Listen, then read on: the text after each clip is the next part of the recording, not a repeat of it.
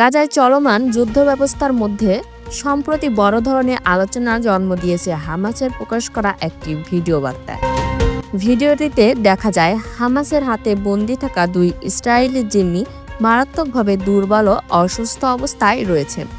ধারণা করা হচ্ছে দীর্ঘদিন ধরে খাদ্য ও চিকিৎসা সুবিধা না পাওয়ার কারণে এই অবস্থার সৃষ্টি হয়েছে।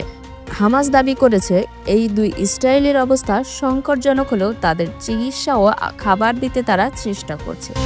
একই সঙ্গে তারা জানিয়েছে রেড ক্রিসেন্টের মাধ্যমে জিম্মিদের কাছে খাদ্য পৌঁছে দেওয়ার জন্য তারা পূর্ণ সহায়তা দিতে প্রস্তুত। ভিডিওটি প্রকাশের পর পশ্চিমা বিশ্বে শুরু হয়েছে তীব্র প্রতিক্রিয়া। এতদিন গাজার খাদ্য সংকট নিয়ে মুখ না খুললেও এই ভিডিও সামনে আসার পর মার্কিন যুক্তরাষ্ট্র, যুক্তরাজ্য সহ বেশ কয়েকটি পশ্চিমা দেশ এই পরিস্থিতিকে মানবিক বিপর্যয় বলে অবহিত করেছেন।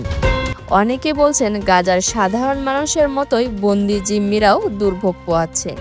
এ পরিস্থিতিতে আন্তর্জাতিক সংস্থাগুলোর হস্তক্ষেপ দাবি উঠেছে বিভিন্ন মহল থেকে। আপনারা দেখছেন আন্তর্জাতিক সংবাদ, সঙ্গে আছে আমি আয়েশা সিদ্দিকা, ডিবিজি নিউজ বিডি।